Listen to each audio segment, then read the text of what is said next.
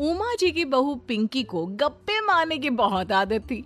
वो जब भी किसी के बारे में बातें करती तो बड़े बड़े गप्पे फेंका करती।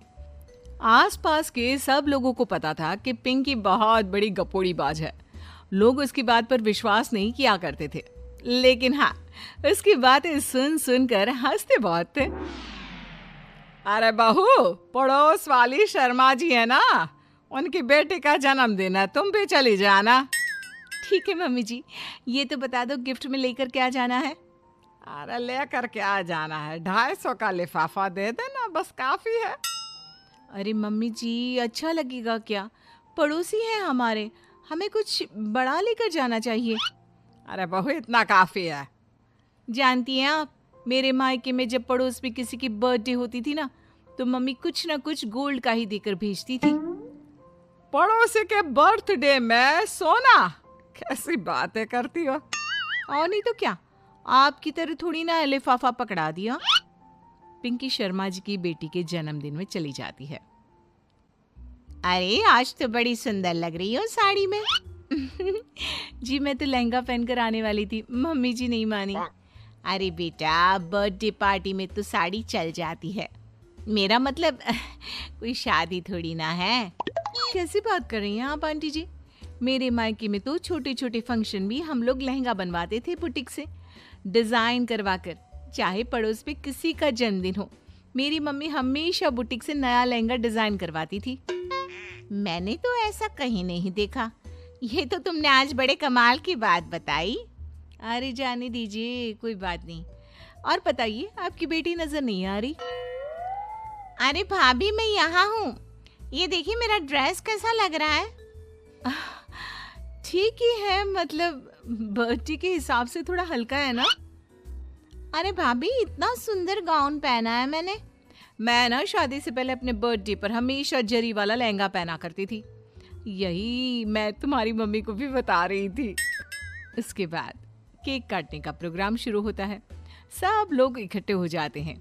शर्मा जी की बेटी का केक देखकर पिंकी से रहा नहीं जाता। उसके अंदर का गपोड़ी बाज बाहर निकल कर आ जाता है। अरे इतना छोटा सा केक! अरे बेटा, मेहमानों के हिसाब से ही है, जितने लोग इतना बड़ा केक।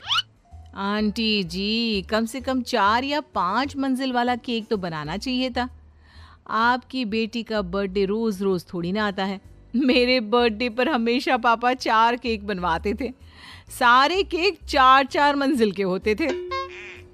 वहां पर सारे लोग उमा जी के मोहल्ले के ही थे और वो पिंकी के गप्पे मारने की आदत से अच्छी तरह वाकिफ थे, इसलिए सब लोग उसकी बात सुनकर हंसने लगे, लेकिन किसी ने पिंकी से कुछ नहीं कहा। एक दिन सुबह सुबह पिंकी ने अपनी सास से कहा, मम्मी जी, मेरे मम्मी पापा मुझसे मिलने के लिए यहाँ आ रहे हैं। अरे वाह, ये तो बहुत अच्छी बात है। उनके आने की तैयारी करो, अच्छा अच्छा खाना बनाओ। वैसे कब तक आएंगे? मम्मी जी फ्लाइट से आ रहे हैं, कल शाम को 4 बजे की फ्लाइट है। फ्लाइट? लेकिन बेटा, तेरा मायका तो यहाँ से 2 घंटे की दूरी पर है। तेरे मम्मी पापा फ्लाइट से कब से आने लगे? अरे मम्मी जी, आपको पता नहीं है, मेरे मम्मी पापा ना आधे घंटे की दूरी के लिए भी फ्लाइट का टिकट बुक करवाती है। अरे गप्पे थोड़े कम मारा करो बहू, कोई फ्लाइट से तब आएगा ना जब यहाँ पर एयरपोर्ट होगा। तुम्हारी मम्मी क्या उड़कर आएगी घर में? अरे हाँ मम्मी जी, मैं तो भूल ही गई थी। वो क्या ना, मेरे मम्मी पापा हमेशा फ्लाइट से ही ट्रैवल करते हैं, तो मेरे दिमाग से ही निकल गया था। अगले दिन पिंकी के मम्मी और पापा पिंकी से मिलने के लिए उसके घर आते हैं। आइए आइए जी, आपका बहुत बहुत स्वागत है। और समदन जी, हमारी बेटी की कोई शिकायत तो नहीं ना? ठीक से संभाल लिया है ना आपका घर? अरे मेरी बहू बहुत समझदार है, घर का काम बहुत अच्छे तरीके से करती है। बस थोड़ा ज्यादा बोलने की आदत है उसे, आपको परेशान करती होगी ना? बात तो आपकी सही है, उसकी थोड़ा ज्यादा नहीं बहुत ज्यादा बोलने की आदत है। लेकिन कोई बात नहीं, आपकी बेटी दिल की बहुत अच्छी है, बस थोड़ा बोलती ही तो ज्यादा है। पिंकी बेटा, इधर आओ, देखो तुम्हारे मम्मी पापा आए हैं, तुमने इनके लिए खाना तो बना लिया ना? वो क्या है ना मम्मी जी, आपसे एक बात कहनी थी। हाँ हाँ बोलो बहू, क्या बात है? डरने की कोई जरूरत नहीं। वो मम्मी जी, मैंने सोचा मम्मी पापा आए हैं तो खाना बाहर से मंगवा लेती हूँ। अरे कोई बात नहीं बेटा, वैसे भी तुम किचन में काम करने लग जाती तो अपने मम्मी पापा से बात कब करती। बहुत अच्छा किया। अब तुम अपने मम्मी पापा के साथ बैठकर आराम से बात करो, मैं अंदर जाती हूँ। शाम का वक्त जैसे ही दरवाजे की घंटी बजी, 3-4 लोग हाथों में खाने की बहुत सारे पैकेट लेकर उमा जी के घर पहुंच गए। अरे भाई, कौन है आप लोग? लगता है गलत पते पर आ गए। नहीं नहीं माँ जी, हम तो खाने का ऑर्डर डिलीवर करने आए हैं, यहीं से बुकिंग मिली थी। अरे नहीं नहीं, आपको कोई गलत फहमी हुई है। हमारे यहाँ तो 2 ही मेहमान आए हैं। आपके हाथ के पैकेट देखकर लगता है इसमें 50 लोगों का खाना है। माँ जी, आपने सही समझा, खाना तो इसमें 50 लोगों का ही है, क्योंकि हमें ऑर्डर यहीं से 50 लोगों का मिला है। अरे लेकिन इतना सारा खाना, कहीं मेरी बहू ने अपनी गप मारने की आदत के चलते ऐसा तो नहीं कर दिया? ये खाना आप रख लीजिए और हमें हमारे पैसे दे दीजिए। अच्छा, वैसे कितने का बिल बना है? ज्यादा नहीं, बस 10,000 दे दीजिए। उन लोगों की बात सुनकर उमा जी पिंकी को आवाज देकर वहां बुलाती है। जैसे ही पिंकी वहां आती है, खुश होते हुए उन लोगों को वहां पर खाना रखने के लिए कहती है। अरे इतना सारा खाना क्यों मंगवाया बहू? अरे मम्मी जी, मैंने आपको बताया तो था, मम्मी पापा आए हैं तो मैं खाना बाहर से मंगवा रही हूँ। ये बात सही है बेटा, लेकिन 2 लोगों के लिए 50 लोगों का खाना? अरे मम्मी जी, कुछ कम पड़ जाए तो अच्छा थोड़ी ना लगता है, और मेरे मायके में तो ऐसा ही होता है, एक्स्ट्रा खाना मंगवाते हैं हम लोग। तभी पिंकी के मम्मी और पापा वहां पर आते हैं। अरे बेटा, एक्स्ट्रा खाना मंगवाने का मतलब ये थोड़ी ना होता है कि 2 लोगों के खाने के लिए 50 लोगों का खाना मंगवा लो। और बेटा, तुम्हारी गप मारने की आदत के चलते 10,000 का बिल आया है। तुम्हें नहीं लगता ये गलत है? देखो बहू, बढ़ा चढ़ाकर बातें करना अपनी जगह, लेकिन इतनी बड़ी बड़ी फेंकना भी गलत है ना। पहली बात तो इतने सारे पैसे लगे, और दूसरी बात खाना वेस्ट होगा। आप लोग ठीक कहते हैं, मैं आज के बाद अपनी इस आदत को कंट्रोल करने की कोशिश करूंगी और अब से गप थोड़ी कम मारा करूंगी। पिंकी की बात सुनकर सब लोग हंसने लगे। शहर की कच्ची बस्ती में एक गरीब मजदूर कालू रहा करता था। कालू के घर में उसकी पत्नी जानकी थी। जानकी लोगों के घरों में झाड़ू पोछा करके कुछ पैसे कमा लेती थी, और वहीं कालू किसी तरह मेहनत मजदूरी करके 2 वक्त की रोटी का जुगाड़ कर लेता था। कुछ दिनों से हो रही बारिश के कारण कालू की मजदूरी बंद हो गई थी। अरे जानकी, इस बार तो बरसात ने हद ही कर दी, रुकने का नाम ही नहीं ले रही। कुछ समझ में नहीं आ रहा, अगर इसी तरह काम पर नहीं गया तो 2 वक्त की रोटी का जुगाड़ कैसे होगा? अरे तुम चिंता क्यों करते हो, बारिश का क्या है, 1 आध दिन में रुक जाएगी और उसके बाद में फिर से काम शुरू हो जाएगा। अरे 3 दिन तो हो गए, बरसात तो रुक ही नहीं रही है, और आगे भी रुकने के कोई आसार नहीं दिख रहे। तो क्या हुआ, तुम्हारा काम बंद हुआ है ना? मैं तो अभी भी लोगों के घर झाड़ू पोछा करने जाती ही हूँ। मेरे पगार से कुछ दिन तो निकल ही जाएंगे। अरे घर का खर्चा तो हम किसी तरह चला लेंगे जानकी, लेकिन ये जो छत टपक रही है इसका क्या करेंगे? ये बात तो आपकी सही है। हमारी झोपड़ी अब काफी पुरानी हो चुकी है, और इसके छप्पर में भी कई सारे छेद हो गए हैं। रात भर पानी टपकता रहता है। अरे मैं भी इसी बात से बहुत परेशान रहता हूँ, कहीं किसी दिन ज्यादा बारिश आ गई तो हमारी झोपड़ी टूटकर बिखर ना जाए। राम राम राम, ऐसी अशुभ बातें क्यों करते हो? अरे ऐसा कुछ नहीं होने वाला, ये झोपड़ी ही तो हमारा सब कुछ है। अगर यही नहीं रही तो हम जाएंगे कहाँ?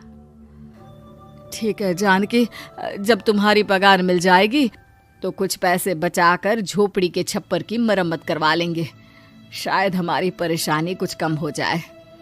ठीक है जी, अब ना ज्यादा परेशान मत हो। ये लो, खाना खा लो और सो जाओ, सुबह मुझे भी जल्दी काम पर जाना है। जानकी और कालू अपनी झोपड़ी में सो गए।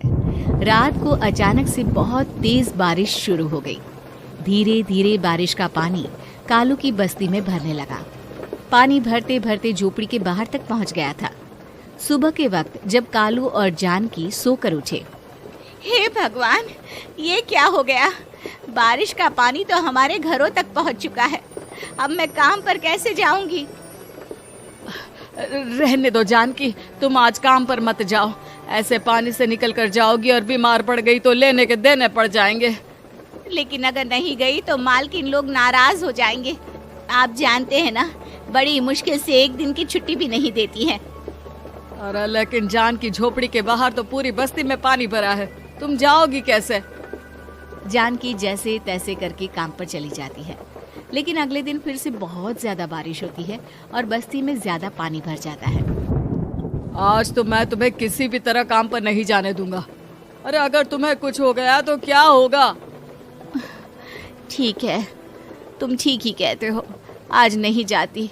अगर मालकिन नाराज हो गई तो मना लूंगी किसी तरह। अरे मनाने वाली क्या बात है? जब तुम बताओगी कि हमारी झोपड़ी में पानी भर गया है तो वो खुद ही समझ जाएंगे ना। अगले 2 दिन तक तेज बारिश होने की वजह से जानकी, कालू और आसपास की बस्ती में रहने वाले सभी लोगों के घरों में पानी भर जाता है, जिसकी वजह से जानकी काम पर नहीं जा पाती। और 3 दिन के बाद जैसे ही जानकी काम पर पहुंचती है। कहाँ थी तुम? पिछले 3 दिनों से काम पर क्यों नहीं आई? मैम साहब क्या बताऊं, इतनी ज्यादा बारिश हो रही थी, हमारी पूरी बस्ती में पानी भर गया है और उससे भी ज्यादा तो मेरी झोपड़ी के अंदर पानी भर गया। आप ही बताइए कैसे आती मैं? इसका मतलब ये हुआ कि बारिश होगी तो तुम काम पर नहीं आओगी? ना ना, मेरे कहने का ये मतलब नहीं था मैम साहब। तुम जानती भी हो 3 दिन से कितनी परेशानी हो रही है मुझे। सारा काम मुझे खुद करना पड़ा।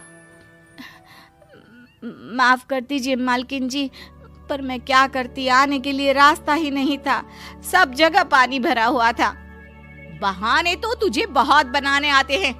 जान की देख, अगर अगली बार ऐसा किया ना तो फिर काम से हमेशा के लिए छुट्टी। अरे ना ना मालकिन, ऐसा मत कीजिए। बारिश की वजह से मेरे पति की मजदूरी भी छूट गई है।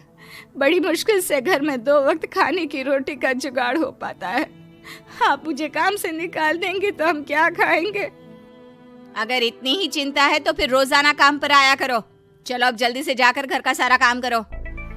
बारिश रुकने का नाम ही नहीं ले रही थी। पूरे शहर में बाढ़ जैसे हालात बन गए थे। लेकिन नौकरी जाने के डर से जानकी किसी तरह रोज काम पर जाती थी। एक दिन जब जानकी काम करके अपने घर लौट आई तो अचानक उसकी बस्ती में कुछ लोगों का शोर सुनाई दिया। अरे लगता है बाहर कुछ हुआ है, मैं जाकर देखता हूँ। हाँ हाँ, पता तो कीजिए, ये बस्ती में लोग इतना शोर क्यों कर रहे हैं? बाहर जाकर कालू ने एक आदमी से पूछा। अरे क्या हुआ भाई, इतना शोर क्यों मचा रहा है? अरे क्या बताए भैया, अपने बस्ती के बाहर एक पुल टूट गया है और वहाँ पर एक कार फंसी है। थोड़ी देर में अगर किसी ने नहीं बचाया ना तो वो कार पानी में बह जाएगी। ये क्या कह रहे हो भैया, कार के अंदर कोई है क्या? हाँ, कोई औरत बैठी है, अकेली है, बहुत रो रही है बेचारी, मदद के लिए बुला रही है। अरे तो हमें जाकर उनकी मदद करनी चाहिए ना। अरे लेकिन इसमें बहुत खतरा है, हमें अपने आप को बचाना चाहिए। पानी कभी भी हमारी बस्ती की तरफ आ सकता है। अरे तुम्हें नहीं चलना तो मत चलो, लेकिन मैं तो जाकर उस औरत की मदद जरूर करूंगा। कालू उस जगह पर पहुंचता है जहां वो औरत कार में फंसी हुई थी। वहां पर पानी का बहाव बहुत तेज था और सारा पानी कालू की बस्ती की तरफ ही आ रहा था। कालू ने एक बड़ी सी रस्सी को पेड़ से बांध दिया और दूसरे सिरे को कार की तरफ फेंक दिया और उस औरत को रस्सी के सहारे बाहर आने के लिए कहा। तभी वहां जानकी भी दौड़ती हुई आई। अरे ये तो मेरी मालकिन है, जिनके यहाँ मैं काम करने जाती हूँ। अरे मैडम जी, आप डरिएगा मत, आपको कुछ नहीं होगा। आपकी गाड़ी को भी मैंने रस्सी से बांध दिया है। थोड़ी देर में पानी का बहाव कम हो जाएगा, फिर हम आपकी कार को भी बाहर निकाल लेंगे। क्या तुम जानकी के पति हो? हाँ हाँ, जानकी मेरी ही पत्नी है, आपके यहाँ काम करती है ना। लेकिन मेम साहब, आप यहाँ पानी में कैसे फंस गई? अब क्या बताऊं, मैं अपनी सहेलियों के साथ पिकनिक पर गई थी, वहीं से लौट रही थी। अचानक पानी का बहाव तेज हो गया और मेरी गाड़ी फंस गई। अरे कोई बात नहीं मालकिन, अब ना आप बिल्कुल सुरक्षित हैं। मैं तो बहुत बुरी तरह डर गई थी, कब से मदद के लिए चिल्ला रही थी, लेकिन कोई मेरी मदद के लिए नहीं आया। भला हो तुम्हारा पति का जिसने मेरी जान बचा ली। लेकिन जानकी, मैंने तुम्हारे साथ बहुत गलत व्यवहार किया। इतने खराब मौसम और बाढ़ में भी तुम्हें काम पर आने के लिए कहा, नौकरी से निकालने की धमकी भी दी, और तुमने मेरी जान बचाई। मुझे माफ कर दो। अरे कोई बात नहीं मालकिन, आपकी जान बचाना तो हमारा धर्म था। देखो जानकी, तुम्हारी झोपड़ी में जो भी नुकसान हुआ है उसके लिए मैं तुम्हें पैसे दूंगी। आज तुम्हारे पति ने मेरी जान बचाई है और आज के बाद मैं तुम्हें कभी भी नौकरी से निकालने की धमकी नहीं दूंगी। आज मैं तुम्हारी परेशानी को अच्छी तरह समझ चुकी हूँ। हम जैसे पैसे वाले लोगों के लिए अपने घर में बैठकर बारिश का मजा लेना बहुत आसान है, लेकिन तुम गरीब लोगों के लिए बाढ़ और बारिश काफी परेशानी खड़ी कर देते हैं। ये बात मुझे आज अच्छी तरह समझ आ गई है। आपका बहुत बहुत धन्यवाद मालकिन।